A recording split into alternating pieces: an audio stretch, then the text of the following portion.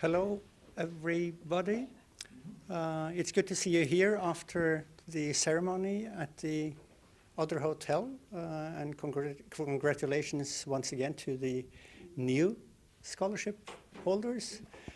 And since you have taken the long way to come here and to receive the diplomas, we would of course like to speak to you and hear more from you than just seeing you receiving the diplomas. So that's why we gathered you here, along with some of the recipient of scholarships from the last time in 2019, to get to know you and hopefully have a little talk on your artistic work in the Barents region. And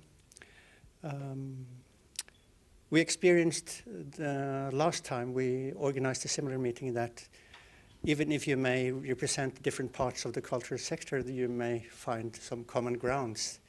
So rather than setting up a tight agenda for these talks, we would just let you talk. We could start, I guess, with just a little presentation of your projects, and from there we can just let the conversation take us on, I guess. So perhaps, I don't know who would like to start. Should we go to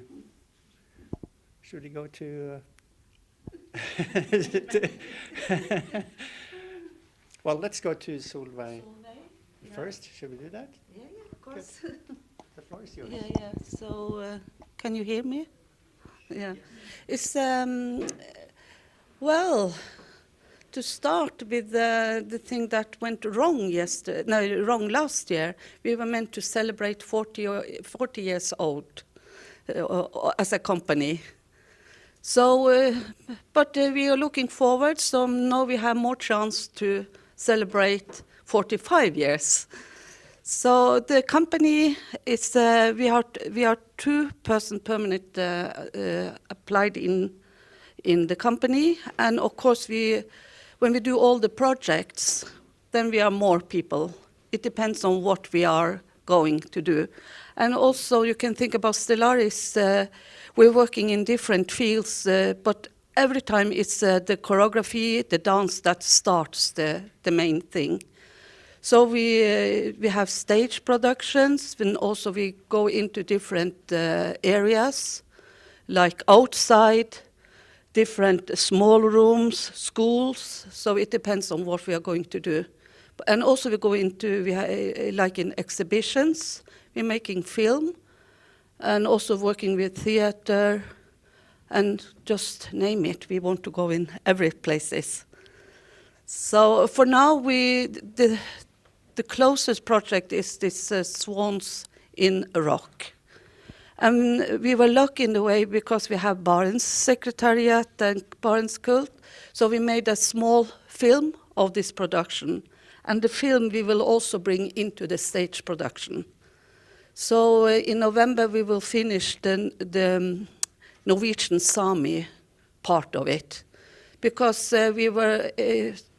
we should have been working with Karelia, Kantele, and for next year we hope that we will come together again.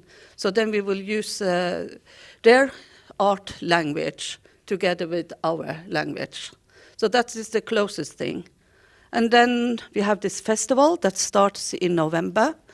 And sorry about this COVID, we can't have the Russian people coming, but we will have someone from Haparanda, Tita Kort. I know some of you know her.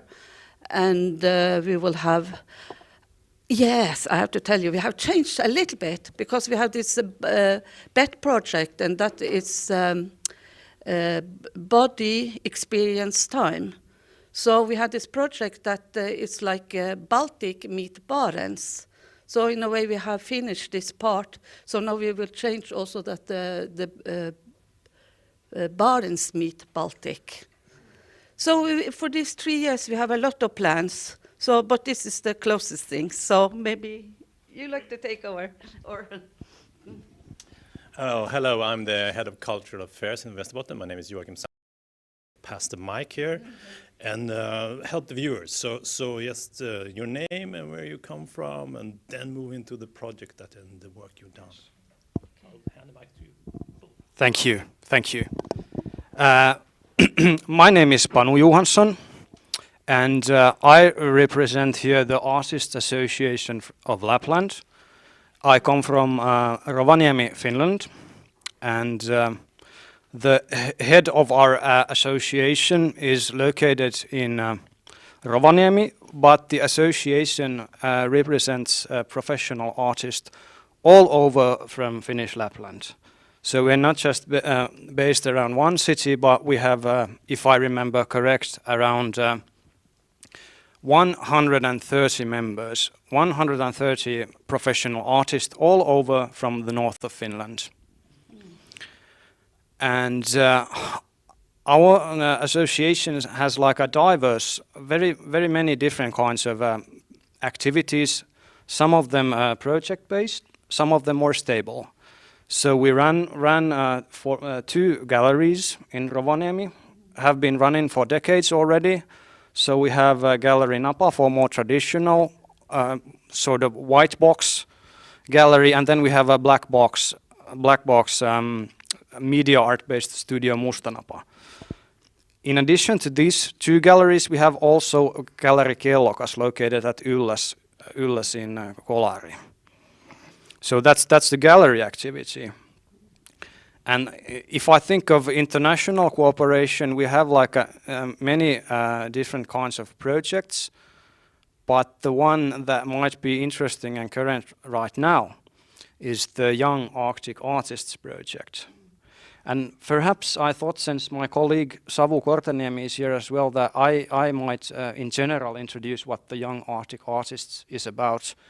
And would it be a good idea that you then introduce this year's theme specifically? Would that be a good idea? Just a few general words. We have, as you will soon hear, we have the current Young Arctic Artists exhibition open now in Alta or Alatio in Norway. But Young Arctic Artists is not only this one exhibition. It's a project that has been going on for many years already. It started in 2016, and currently we're like in edition number 4. So this is already the fourth exhibition under the title of the project. And Young Arctic Artists gathers like together artists from all over from the Arctic area, from the Scandinavian countries, from Russia, and also we have had one artist from Canada in our previous editions. And I guess we could now go to, we have had already one exhibition in Rovaniemi this year, and currently this same exhibition is exhibited or on display in Alatio or Alta. And all the exhibitions, we change the theme every year. And maybe we could now, Savu could tell us something about this year's exhibition. Yeah, so my name is Savu Korteniemi, and I'm a sculptor and visual artist, and a member of Artists Association of Lapland. As Panu said, in this project I'm in the role of curator also. So, and I write quite much. So I work quite multi-level field of doing artistic things. And what about this year's Young Arctic Artists exhibitions? Our how to say, our like curatorial theme was established from Gwen point of view. And we, when we start to build or create this year's exhibition, actually it starts like 1.5 years ago, our first thing was to somehow develop this concept of what does it mean, this young Arctic artist. So we somehow maybe focus on little bit more critique side to these terms, like what does it mean to be Arctic? Because it's very popular word, and it's easy to sell things with this Arctic. Everything like to be Arctic nowadays, and so but we like to little bit concentrate and think it more critical. That we are quite strict, how to say, like critics that who can invite. But anyway, as Panu said, this was open for every young Arctic artist, and of course. Practical, because of practical reasons, focus was in the Nordic countries and Scandinavian areas, but we are still like open for other in the global Arctic also. And so in this year's curator group were me and Panu, and also two Gwen persons, Gwen art activist and language worker Katrina Pedersen from Kvenangen, and young visual artist Oosne Kummene-Jämellem. I don't remember that where Oosne was originally, but she have studied here in the Tromsø. I think that she graduated last spring from here. Yeah, and the theme was kamppailu/fight. And this theme of this exhibition was in this year was create also from the Gwen viewpoint, and but there was people who apply and then participate to this exhibition. There was Gwen people also. Yeah. What I doesn't understand what you are saying. The Gwen people. Gwen. Gwen people are like Finnic ethnic minority in this Finnmark area. Yeah. Or Kainu people also, you can say. Yeah. Or kväni in Finnish. Yeah. So and we feel that that also this theme was created from one point of view. We feel that this was somehow that quite many people from different minorities and different backgrounds feels that they some important and meaningful, and we got very high quality and very deeply thinking of this artwork. So yeah, I can say that we are quite proud about this year's exhibition, and of course also about this exhibition series. In generally, but yeah, let's see what happened after 2 years. So currently our plan is to do this like as biennal way, but yeah, let's see what happened. But maybe this was enough about our part in this time. Yes, my name is Kenneth Mikko, and I'm like a diverse culture worker, you could say, because I worked in many different fields. But if I should start, I'm born and raised in Kiruna, the northern town, the mining town, most northern in Sweden. And I remember that when I was young, it was feeling of pioneer. This mine in the nature and only depending on one company. It's like Alina Beliagina on the Kola Peninsula or something. And one thing is that my parents, they are from villages outside of Kiruna, so they are Meänkieli speaking, Finnish speaking. So I had it, at home we spoke Swedish, but I got it through grandparents and cousins and so forth.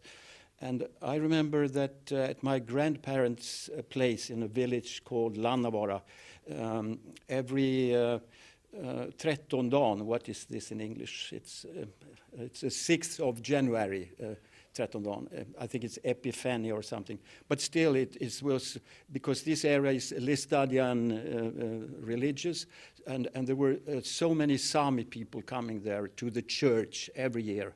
It was totally full, and with all these colors of their costumes, and the dogs were lying under the bench and so forth. So somehow I've been thinking about, I think that was very important for me, because it was this multiculturalism, this Swedish, Finnish, Sami. Somehow it gave me some feeling for a broader perspective.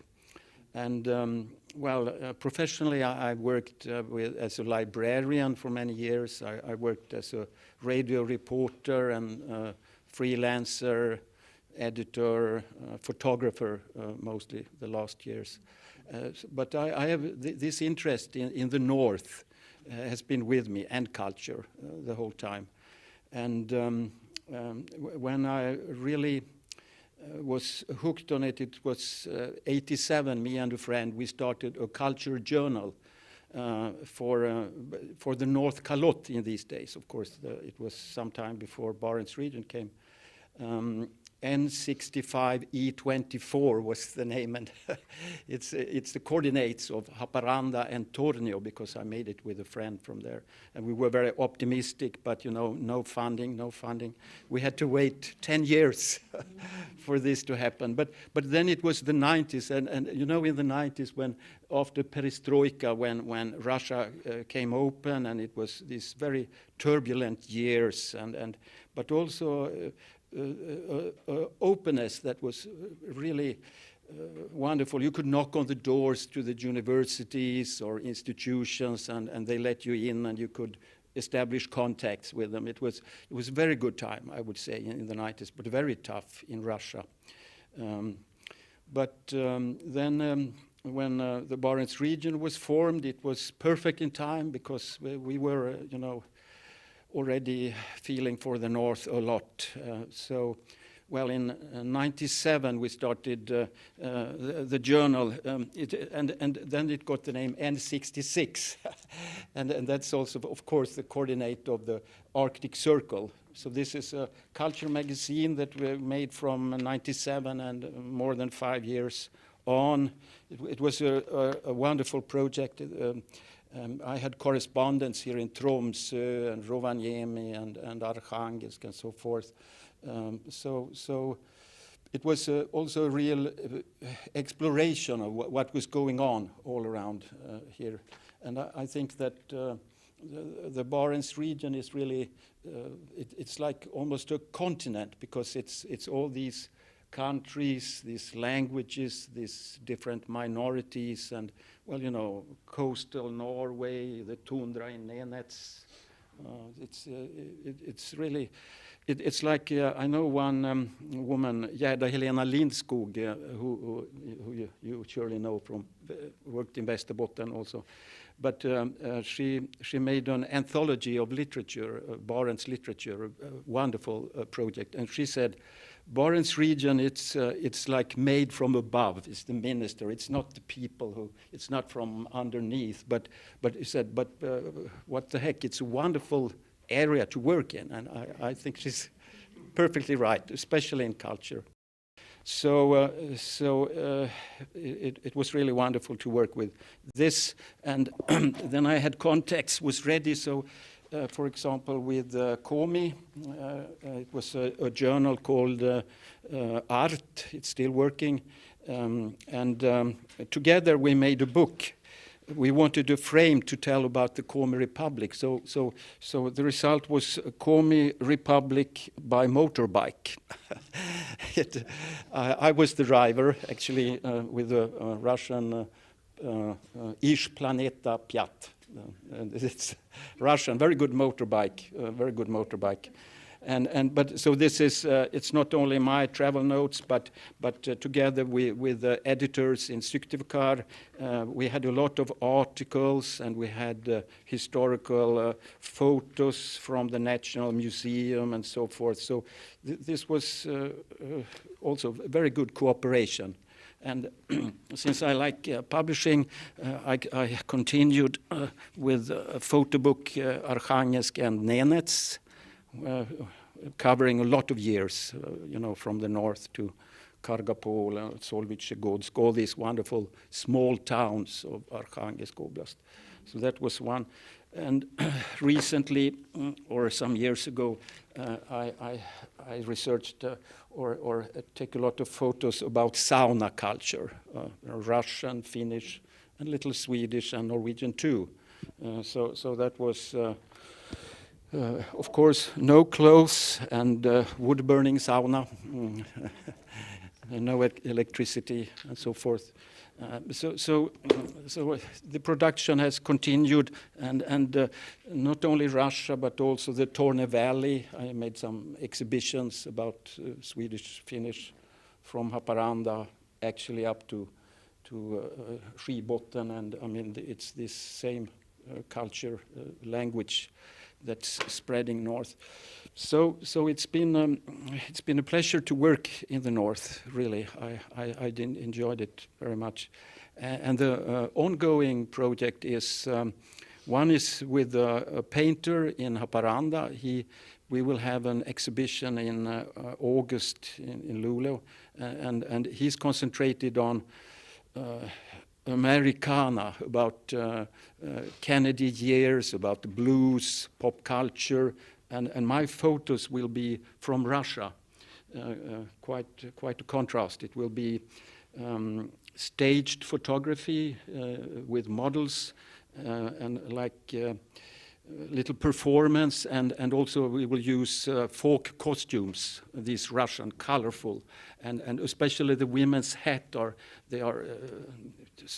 it's like science fiction almost at times. It's really, so we look forward doing it. But the main project at the moment, when the borders open again, it will be an anthology of Russian philosophy, actually, texts from northwest Russia. So I visited the universities and have contacts there, so their view on the Arctic. So I hope it will be ready next year about it. So I've taken your times, but I still want to quote one of my favorite philosopher from Arkhangelsk. Actually, he's Nikolai Terebikhin. I don't know if you know him. He's a professor in religion and works there. This is about the north. So, the further north you go, the more will all objects and creatures lose their fixed shapes and contours.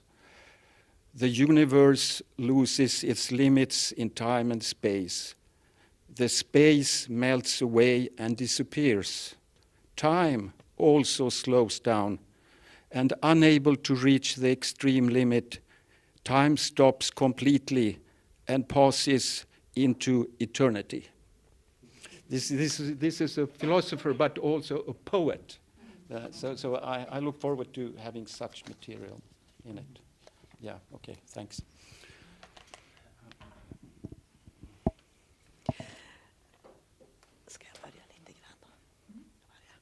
I am Karin, one of the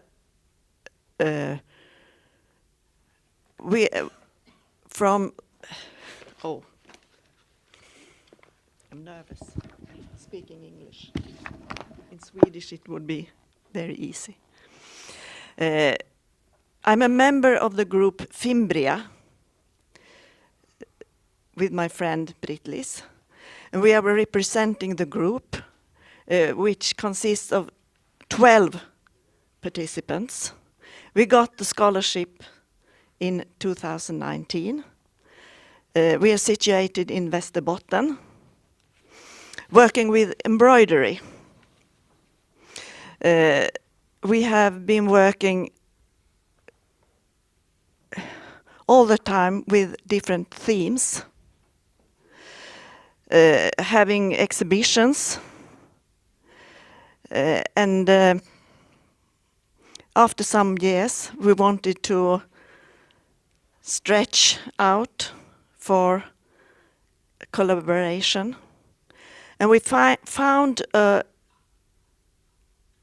Norwegian group situated in Bodø.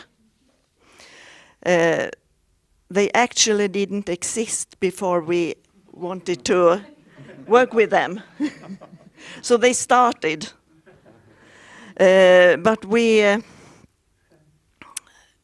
were... We invented them. Yeah, we invented them. But we quickly we were friends. So we had two themes. The first was, where are the stitches? Which should be just for experimenting to find new ways of using the stitch.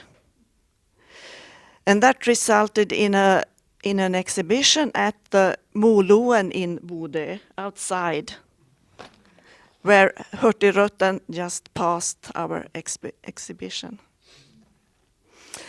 2017 we had a large exhibition at the museum in Västerbotten, Umeå. And then the theme was stretching the limits, töja på gränsen. And the plan was to show that exhibition in Bodø as well. But it didn't go so well. There was no exhibition in Bodø, and then the pandemic came.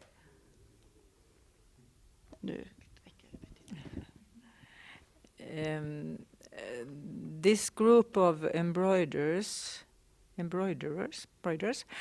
we are 12. But what's interesting also is that we are a mixture of people who call themselves handicrafters, and those who call themselves konsthantverkare. They work with craft, and we are artists, visual artists. And that makes the group interesting, because we have different ways of looking at things. We have different knowledges. I didn't present myself. I'm Britt-Lise Lindqvist. Yes, I'm an artist, but those who works with more handicraft, they know a lot of material and how to fix things on the backside, which I don't know very well, but I use my eye. And we have met for nearly 20 years, and we can see that we inspire each other, and that's interesting. And also this collaboration with the Norwegian women, we realized that they were more attached to the Norwegian tradition with a bunad and all that kind of embroidery, and that was interesting to see the differences between us. And it's a pity, because when the pandemic came, the border was closed, and that was in a way also interesting, because we had this exhibition. What did you call it? Töja på gränsen, stretching the limits. So we worked on not only the limits, the border in a general sense, but also the border in its exact, the border between Sweden and Norway. That was we discussed. It's a very open border. You pass the border, it's nothing. But suddenly, the border was closed. The military were there, and we couldn't meet. We were supposed to take part in a festival in November last year, but it was impossible. We couldn't go there, and they couldn't come to us. So it's a bit interesting to consider the fact that suddenly we can have a border that is impossible to pass, and at the same time, the border for the birds and the fish, and they don't care a shit. It's only we, and the virus doesn't care either. So yeah. Shall we say something about how we have used or not used the scholarship, the money? We haven't used it at all. We still have them. Yes. But when we got the scholarship,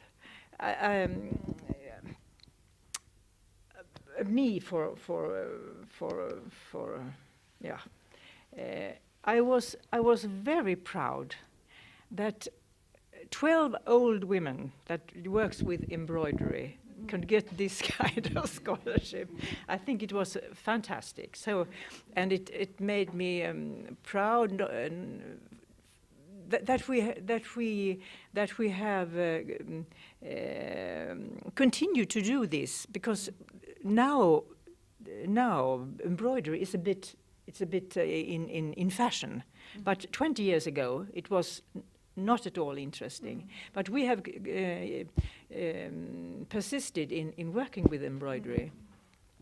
And that was to stretch the limits for what embroidery is. Does this really work? I don't think so. Yes, it's for the live. Okay. Aha. To stretch the limits for what embroidery could be was one of our goals. So I think getting this scholarship shows that we have succeeded.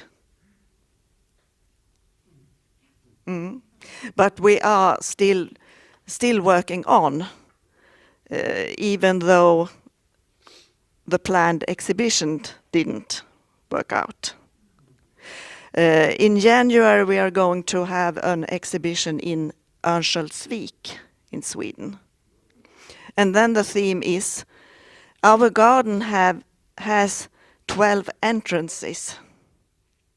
And in Swedish, entrance is ingång. And ingång has another meaning. It's a kind of starting point. Approach. Yes. And we have pictures from that too. But those pictures are not, all work isn't finished. It could be ongoing work in that paper. During this pandemic, we've had meetings on Teams and we have tried to discuss how shall we continue. Could we find some collaboration in Finland, in Lapland, for instance? But we have realized that this kind of digital meetings, it's easy if you want to decide something practical, concrete. But when we are going to discuss and think together, it's not easy to think together when you have 12 little faces in your mobile phone. So now we are going to have a real meeting. We had one in summer, but we are going to have a real meeting now in December. And so hopefully we could really start our discussion. How should we use this money?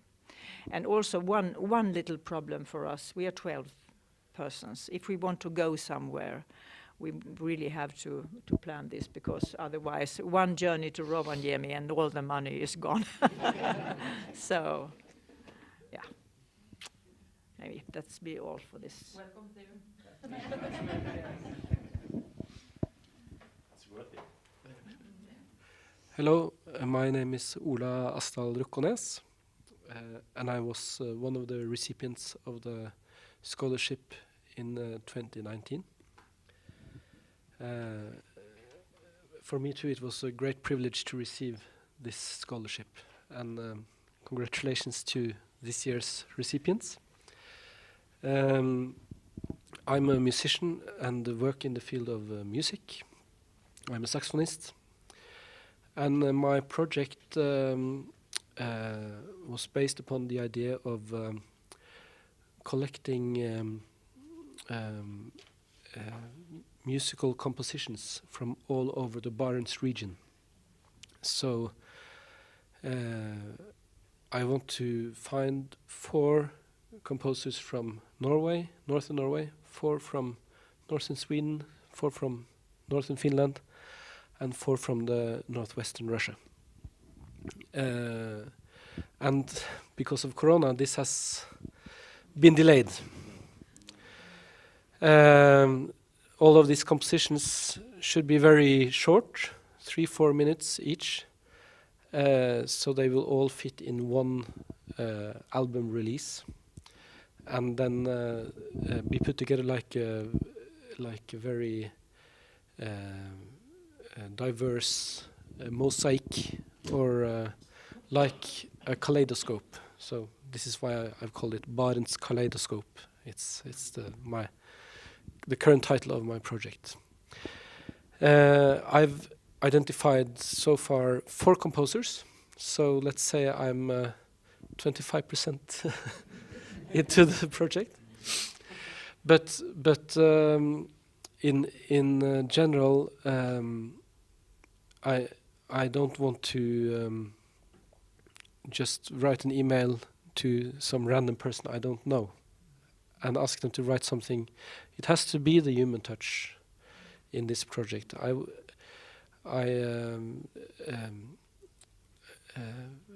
This scholarship is very valuable to put of time to do this project, but it's not enough to pay each composer, because to make a composer write music, if I should pay them what they ought to have had, it would cost 10 times more from what I have. So I need to have a personal relation to the composers I invite to this project, and they must also trust me that that this project can be an important showcase for them.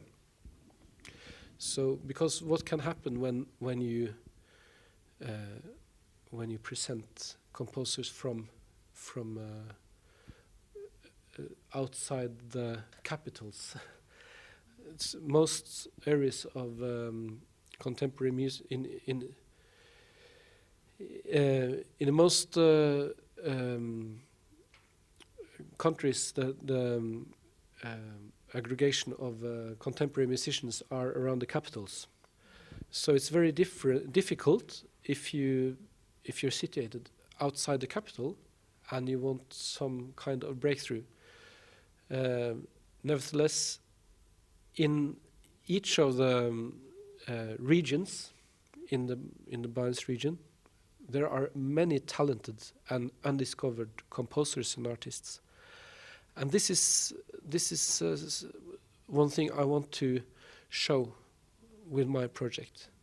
I have a musical career with orchestras all over the world, and I know that there's a lot of other musicians, other saxophonists.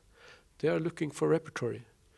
So if I can assemble small works from our region, it will open many possibilities for me to present this music in connection with other bigger and more famous programs on bigger or smaller stages. I can use one piece just for an encore. I can use 4 pieces for a larger program. but also other saxophonists in France, in Japan, in China, in Germany, in the United States. They can also use this music for their concerts. And suddenly we have the possibility to make 16 composers more famous around the world. I think it's a beautiful opportunity. So I have I have identified 4 composers so far, and so 12 to go. But I've also identified. I have one orchestra in Russia, the Petrozavodsk Philharmonic. We will cooperate with the first tour of this music, and the idea is when everything is composed, we will do a tour, starting in Karelia, through Finland, northern Sweden, and then ending up in Norway. Maybe we can even add the capitals, Scandinavian capitals, but again, logistics, money, it's very high production costs with a full symphonic orchestra, but this is the idea, and they've embraced the idea, so we have just paused because of Corona. I knew when I started this project that it will take longer time than 2 years. Planning for a CD recording, normally it's 3 or 4 years. So in the long perspective, I think 1 year of pause is actually it's not that bad. So I'm optimistic. I've previously done a lot of cooperation across the borders in the Barents region. With 10 years ago, with a European project called Music on Top, which involved northern Norway, northern Sweden, and northern Finland. Now it has evolved into something called Arctic Pulse, but it's more or less the same idea. And I've also had the chance to cooperate more than 20 times with Russian artists and ensembles and musicians, various places in Russia. But in general, I feel that the knowledge across the border is very low, and we are lucky to have programs that help us find cooperation across the borders. But for the regular person that is not a musician or an artist, we still have a lot to do. There's a big potential for our projects, our cooperation, and I think each of our projects, they have a very specific interest within each of our fields. I mean, for music, it's of course very interesting to find a composer from a place I didn't know about before, or a composer I didn't hear about before. But we have a responsibility to make it also relevant for other people that are not musicians, in my case. And I mean, within your fields, I think it's the same thing. So of course there's the audience that will digest any concert, whether it's a Norwegian or a Norwegian composer or a European composer or a Barents composer. So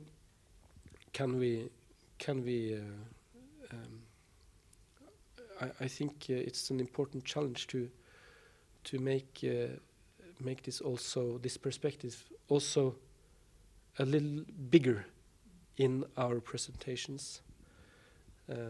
At least that's a challenge I put for myself in my project. So. Thank you.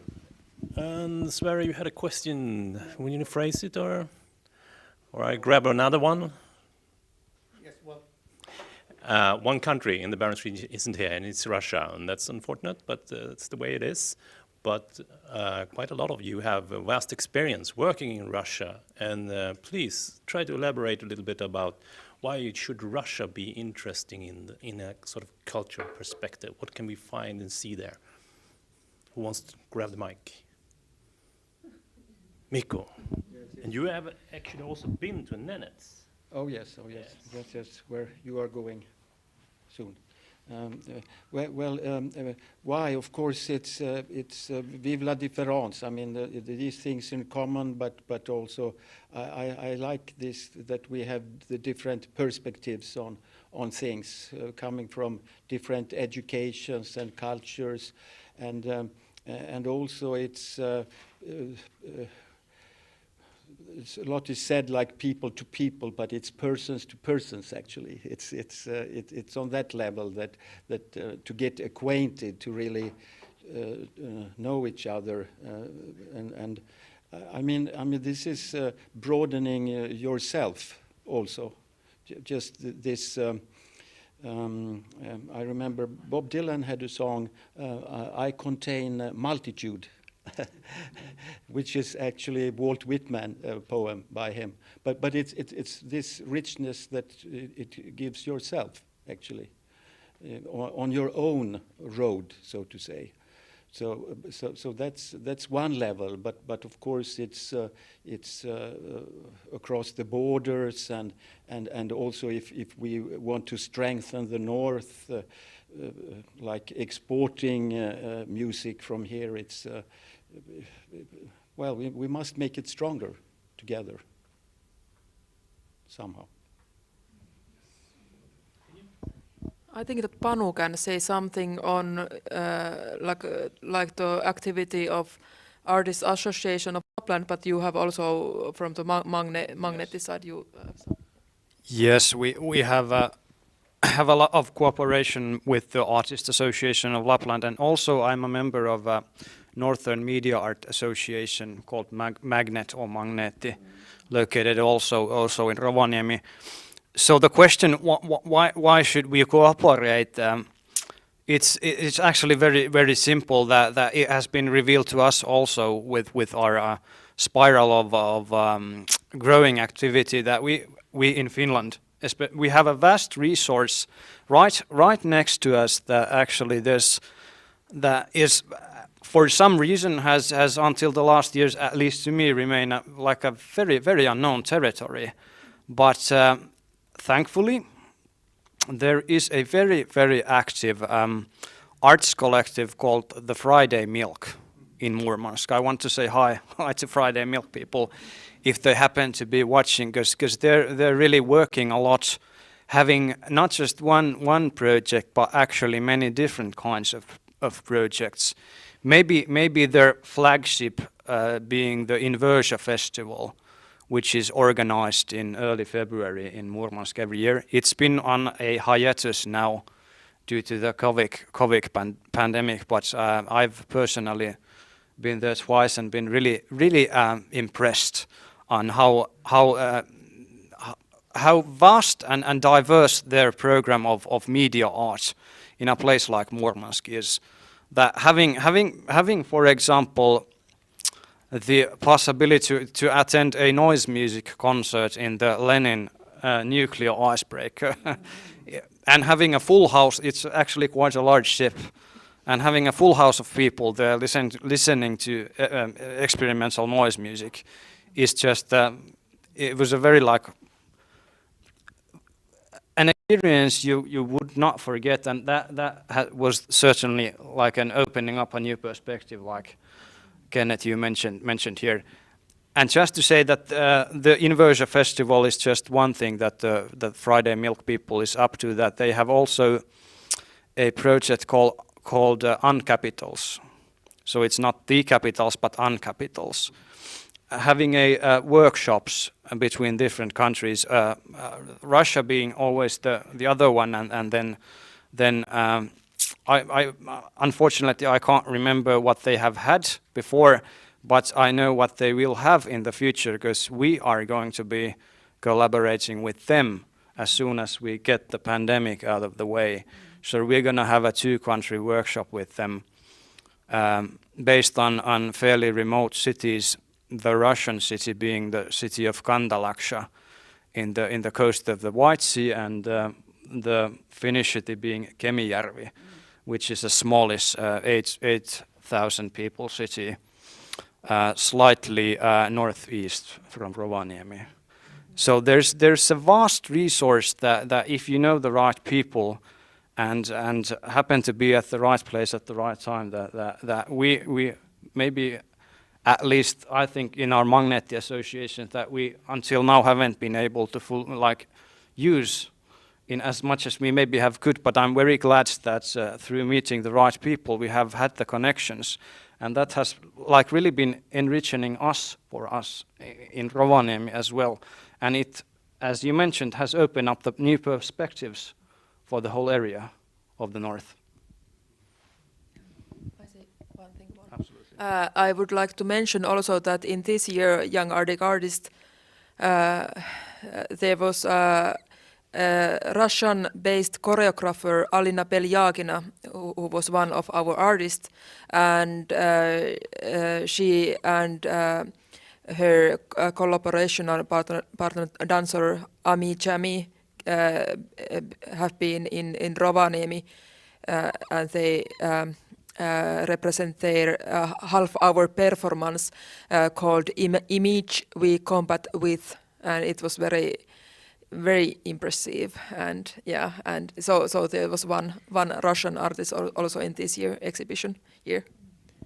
Video documentation coming soon at our website. If you did not have a chance to attend. I would also like to. I saw some posters here that you had the Insomnia Festival here, and this is more sound and contemporary music, and I haven't been there. I missed it with one day. I would like to have heard it, but just now it's the big jazz concert in Arkhangelsk that's been going on for a very long time. Very interesting. I was with friends at the White Noise Festival at the White Sea. Very special sound music festival. So there is a huge amount of interesting, and northern Norway, of course. Is it somewhere Senja or on an island there somewhere? But I mean, it's huge, and the problem is how to get information about this. People go to the south; they go to listen to ABBA or something, something famous down in the capitals. But I mean, we have this huge opportunity here, but it's needed to get information out. Actually, some kind of center for all these things going on, so that we get the better east-west axis and not north-south.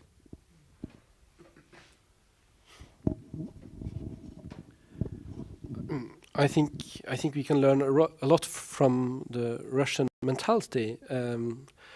Obviously, in between all the countries in the Barents region, we can learn something because we are different.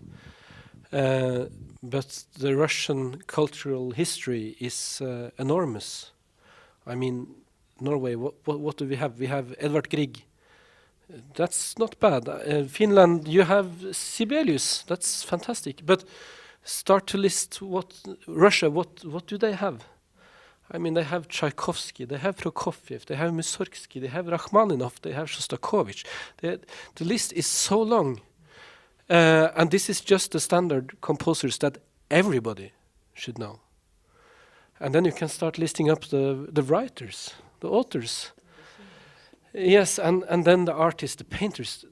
It's fantastic. And this just from the basic cultural knowledge that each Russian should know is so enormous. My impression when I'm having concerts in Russia, and now it has been quite a few, is that even what you would call a the regular audience can say something qualitative about the concert. So how was the concert, you say to a Russian person? And he or she can start to cry and show emotions, remembering what they have experienced. So ask a Norwegian about the same. Oh, it was great, there were so many people, and it was so nice to go to a concert after work today, because I was so tired. And I met the neighbor. It was so great. So they can talk a lot about the concert without mentioning any quality of the artistic content. And you see it also in the newspapers, Norwegian newspapers. They would rather ask people what you think about being in the concert, not writing what was the concert about. So I think, we can also analyze how it became to this. In Russia, theaters and culture houses, they are like our churches. After the revolution, they built so many culture houses, and it was a substitute for the churches. That's an explanation I've heard in Russia. So I think there can be some truth in it, and the importance of going to a concert is much bigger in Russia than in our non-cultural Scandinavian countries. Sorry to say, but we have something very important to learn. And for an artist, at least like me, it's very inspirational to meet an audience who has knowledge and demands something different. And I meet colleagues that have another approach, of course. So this, at least for me, this contact with the Russian cultural scene has been extremely important, so to say. Yeah. I have a reflection about this, because I feel that I'm shrinking a bit. I'm getting grayer and much more uninteresting. And I think, will anybody in the Barents region think, what can we learn from Västerbotten? It's very fascinating. Is there something interesting there that we want to examine or find out? I don't know. Is there? I think it's we from Västerbotten who must take the initiative to work with others. The more interesting regions won't think of us in the first place. I will pass the mic. Yeah. Just dwell on a question, because I think it's usually important what you mention, and I mean, of course there is interesting things from Västerbotten, but it's when you start sharing experiences, if it's interesting or not. So the panel, if you have an idea where to send Fimbria, because they have the money left, they have the opportunity left, pop that idea. But first you. You mentioned something very important, is about sharing things. And also, we're talking about, I have the same experience when I've been touring in Russia. I remember the first time, I was so happy to come back again, because when you go in, I felt, because of the language, of course, and, well, it was difficult. And still today, people say to me, do you really want to go to Russia? Do you dare that? If you're not coming back, and that's still in this. But the sharing things, like for instance in the dance field, in a way I was so happy now, because after 10 years, some of they say to me, now, Solveig, now I understand your dance. And that could be after 10 years. But also we have had this cooperation, respecting each other, what we are doing. And so we have had a lot of good cooperation. But also when you are working, touring, like for instance, it's very interesting. Like for instance, we had this whisper by the pearly gates. And then there was one woman, she got so angry because one of the props we had was a knife. You don't bring a knife into the stage, he says. And I asked why, because there was a time they didn't have knives in their homes. So they didn't want me to have a knife on the stage. That was one of the things. And like, for instance, we were performing in a prison in Murmansk. And you're sort of coming in, and you have to give your passport, and you went in behind. And then you come into a little room, and it opened, and next door, and we went out, and there's a lot of dogs.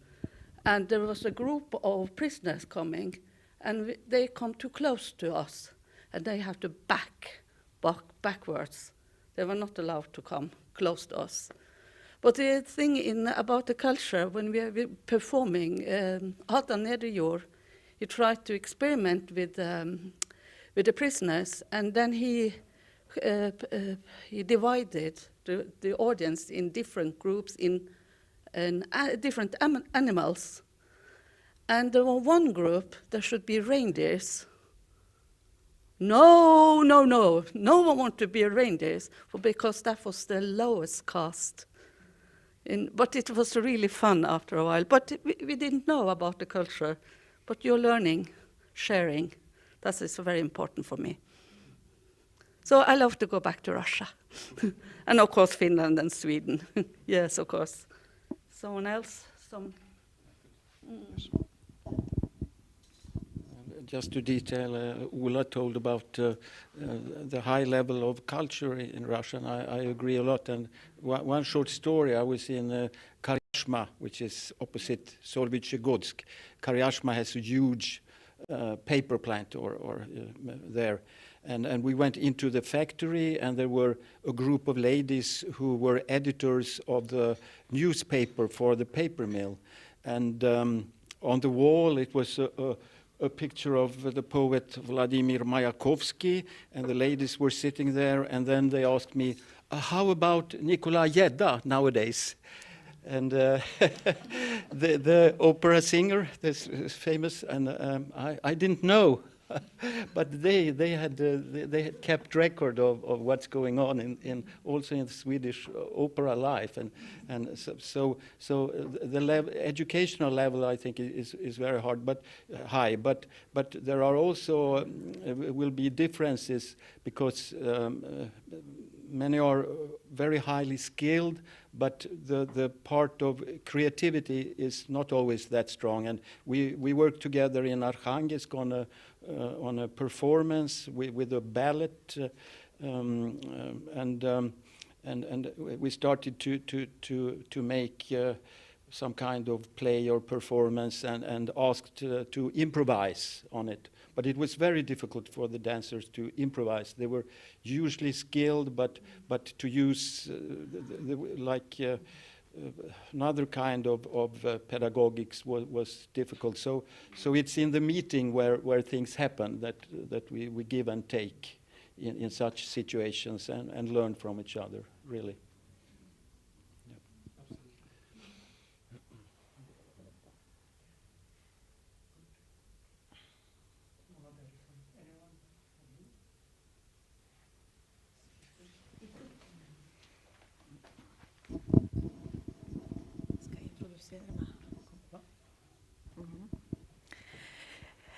I am Kirsti Riesto, and I work in the joint working group of culture and in Troms and Finnmark County Authority. I live in Vadsø. I would like to ask Solveig about the COVID situation, because you have been touring, as you have said, a lot in Russia. And you have had a project that was going to take place in Russia this year and last year. So how is the situation now? How has COVID and the pandemic affected your work and your plans for the future? Which one of the projects? You can pick. Yes, we have found a different solution. Of course, we also have done this same as you, using Zoom a lot about the practical things also.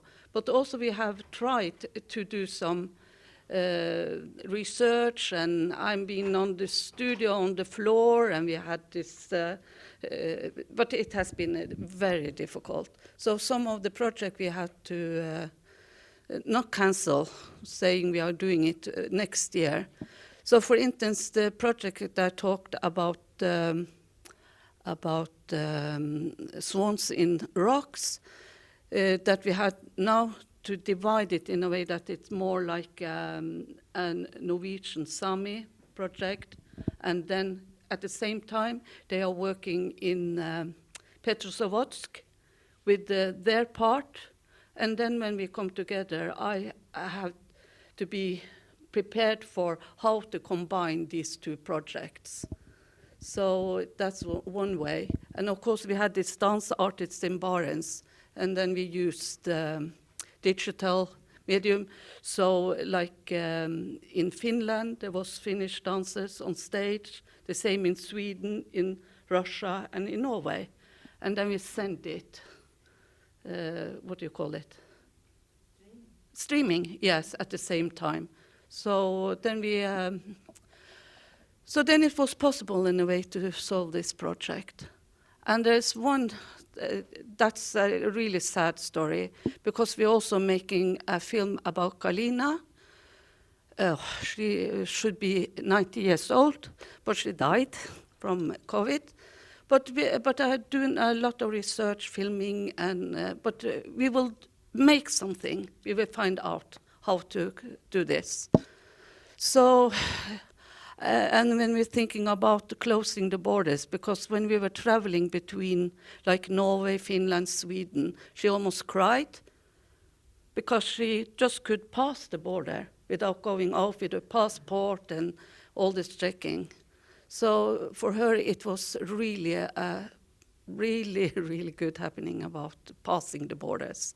So now it's so strange, because now the borders closed again, and there was meant that she would come back to Norway this year. And of course, my cameraman and me, we would also go to Russia. But we will find a way to do it. So that was some of them, the project. Someone else? Mm.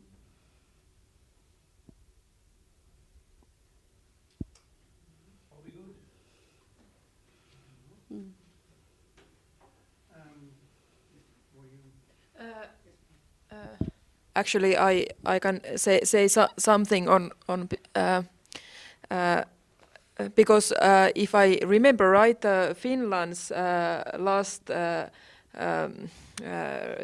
like this 2019 recipient was Kaltio magazine, and there is newest number of Kaltio, and in this cover is one of our young Arctic artist, Ida Isak Westerberg, who is Myanmar background in the Tornedalen, Övertorneo here, and there is also like a short description on Ida Isak and my article on the thoughts around these young Arctic artist themes and so on. So there's this kind of sharing and collaboration between recipients also. So I would like to say just, yeah.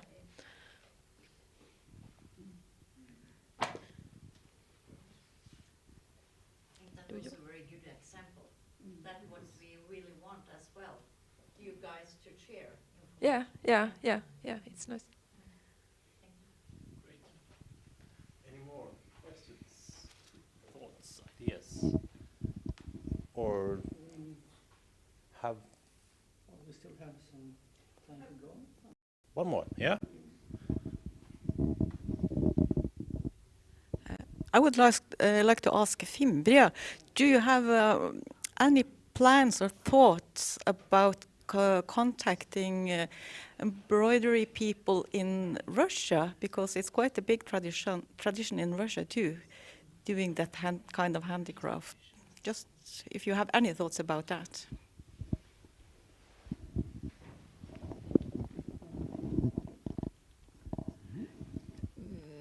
I don't think we have discussed Russia, and I think maybe one of the I don't know if it's a problem, but we don't want to work with traditional embroidery. We want to find new ways of using embroidery and do unexpected things.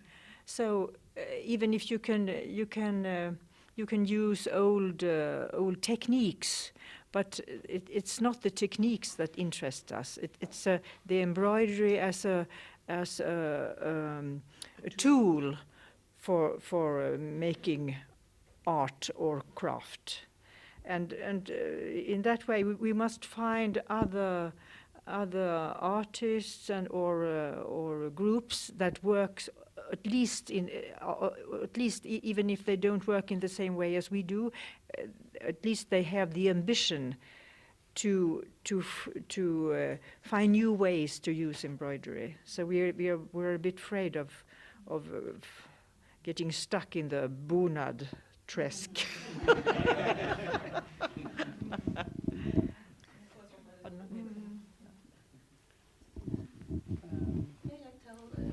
Just a very short thing, because I'm very proud of in a way that it's still going on, because we had the chance to make this short film about swans in stone.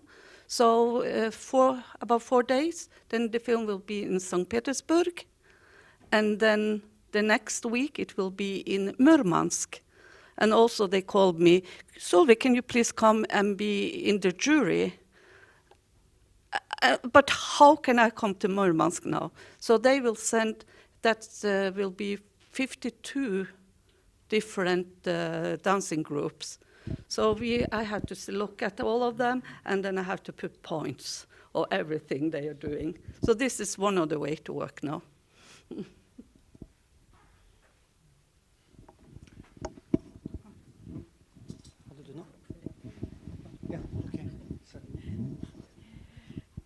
Yeah, I want to come back to you, Fimbria, again, because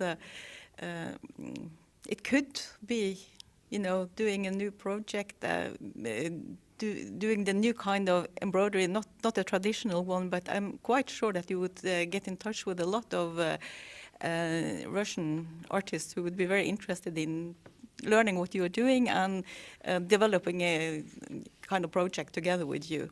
So just a thought, and just maybe something you can think of.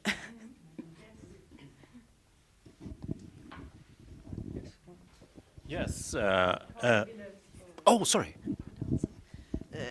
Yes, we have discussed not just collaborate with embroiderers.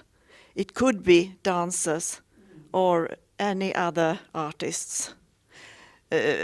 But the new project that we have started now, just a little start, is about center and not center. How far are we from the center? Is it 7 minutes? We started to make embroideries that takes 7 minutes as a start to broaden the thought of the embroidery. Normally you don't make an embroidery for 7 minutes. It could take 7 minutes just to get the thread in the needle. So that's a new project for us, but it is just a new thought.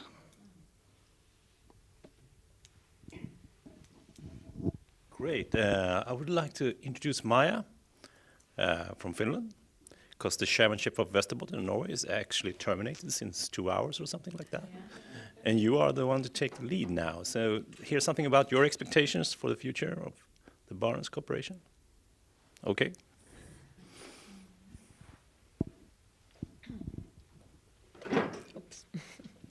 Thank you very much. My name is Maija Lumepuro. I work at the Ministry of Education and Culture of Finland. And we are taking a chairmanship together with Nenets Autonomic Okrug in Russia. And we are really looking forward to establish good contacts and to start planning our 2 years chairmanship period and program and and I hope that during these 2 years we will be able also to travel to Nenets land and to have our one meeting there at least.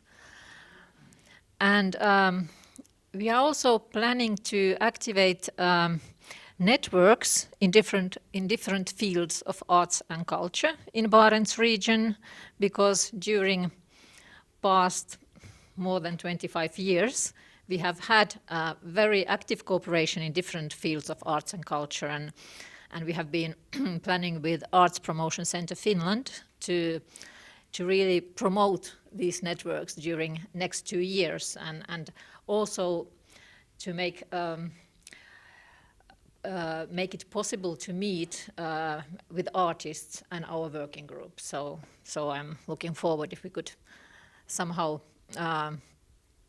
implement that idea, and also to somehow prepare ourselves for next anniversary of Barents cooperation, which will be 30 years of our cooperation in 2023.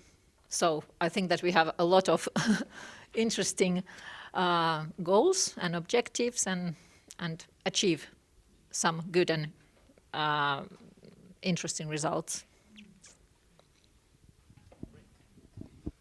Thank you. I guess we have a few minutes left, so if I may, I'll try perhaps a too vague and big question at this late stage, but commenting on you were touching upon center versus periphery, if you like, and I was thinking, what if we had gathered a group like you, different kinds of artists or cultural operators, but from the center and not from the periphery or from the north? Would they be having a similar discussion and ideas like you have, and they might, I guess, but not totally perhaps? And if not, if your comment is no, they wouldn't, we suspect, discuss it in the way that we are discussing it. Why would that be? Do you feel a sense of difference between your way of approaching things and the one you would imagine coming from the south or from the centers?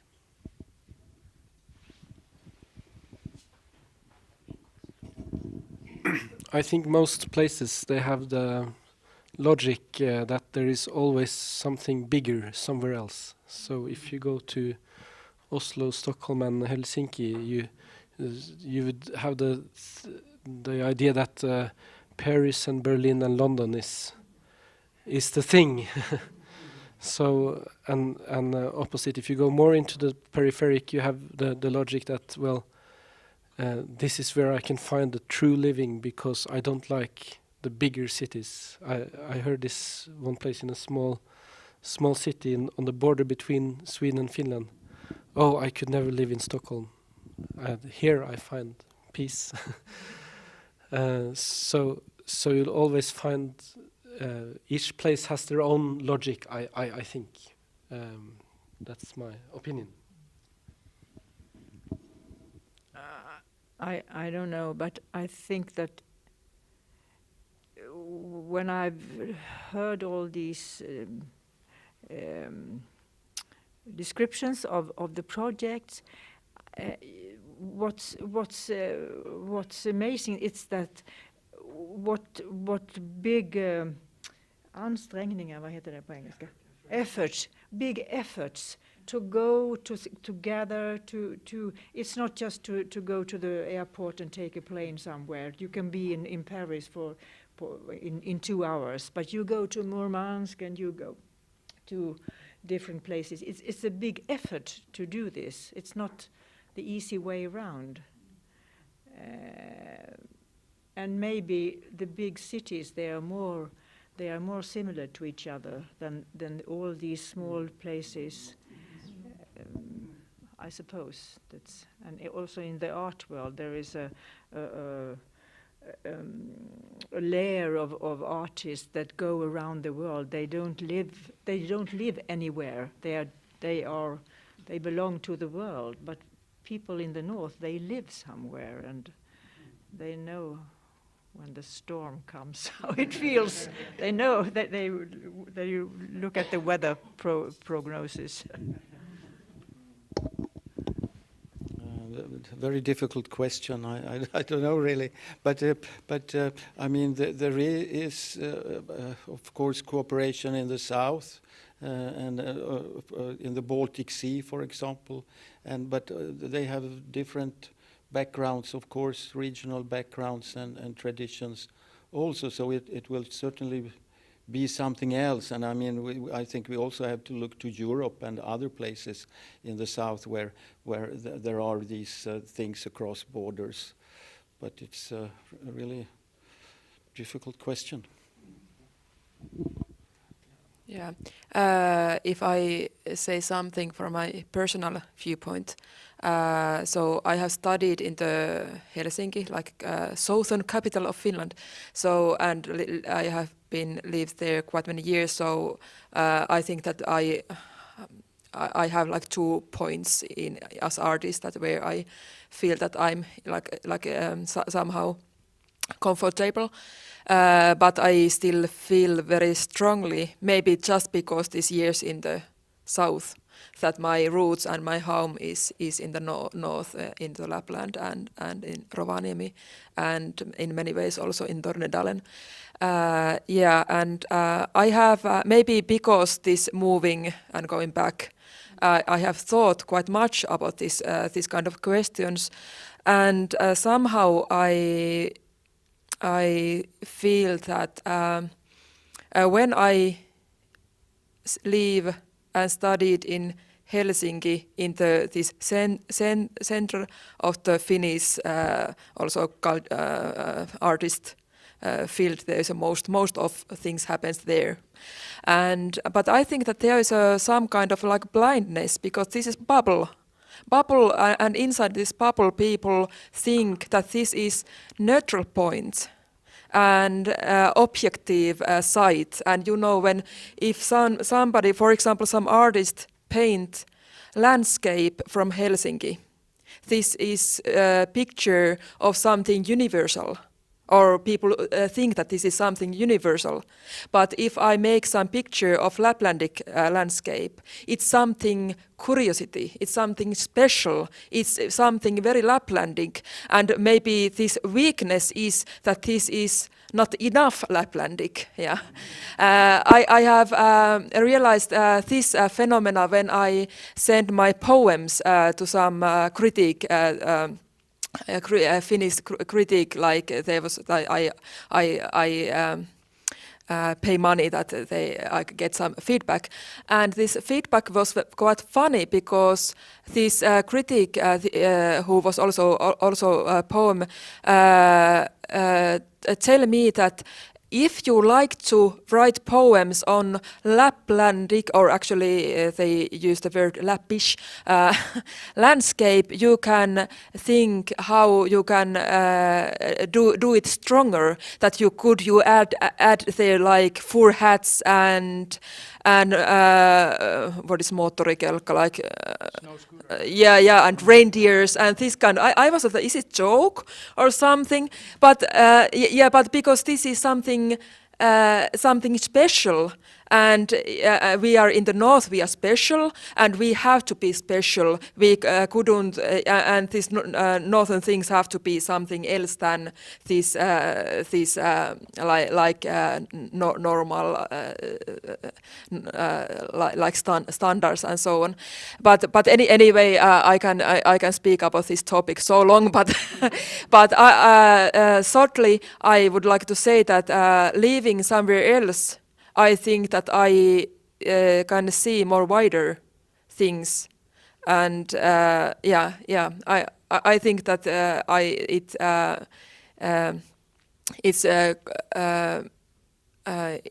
it's good for my thinking and my art to that this viewpoint from the north.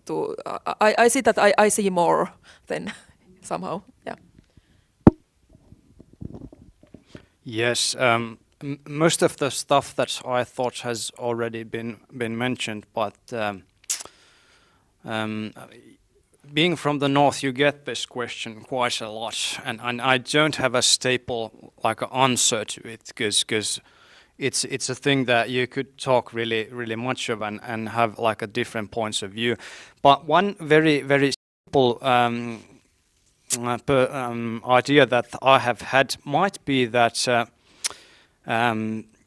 sure, people collaborate everywhere, but since there's so few people, that at least in Finland, our cities are not like a huge metropolis or anything like that.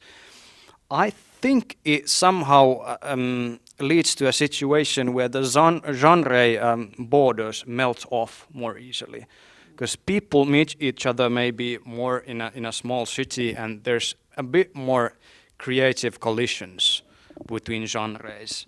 So it's not so much like media art defined, that when you live in Helsinki you meet the media artist and have. Just if I think of once again our latest edition of Young Arctic Artists, that we had a dance piece there, like a cross culture thing between visual arts and dance, and we also had poems in the exhibition. That as a part of the project, there was a young Kven poet, M. Seppola Simonsen, and who writes a book single called Nord, that just came out, and we translated as a part of the exhibition some of the poems to the Kven language, or not we, but Savu, and our co-curator Katrina Pedersen translated the poems to Kven language, and they were exhibited as a part of a fine arts exhibition. So I think that is one example of like a very like hands-on example of like a cross-cultural like a genre crossing exhibition, and it felt very natural. It was nice that although we have a fine arts, visual arts exhibition, that a poet applied. It didn't seem anything strange. It was actually very natural. Yes, the translation, they're available in the magazine as well. So maybe this would be like one detail that I've noticed. I don't know, it's just a theory, but that's something that I've thought. Yeah, I think so. You want me to say something? Yeah, I don't know. Yeah. Well, you have mentioned a lot, so but like for me, for instance, I feel more familiar to work in the Barents region, because when I'm in Russia, then I'm Russian, and when I'm Finland, then I'm Finnish, and the same in Sweden and Norway. So, like Bente from Samovat Theatre, we were talking, maybe we're like these hybrid persons. So it's like that kind of thing. But maybe I could mention also sometimes to working up in the north, it's about funding, because normally all the institution is down in the south, and we really have to work very well to say we are working with this, and it's have the same quality as people in the center. So that I feel sometimes can be a struggle to do, and also about the marketing, like a newspaper or television. They don't come up to the north or the Baltic area. Am I right? Did I answer the question? I don't know. What was it?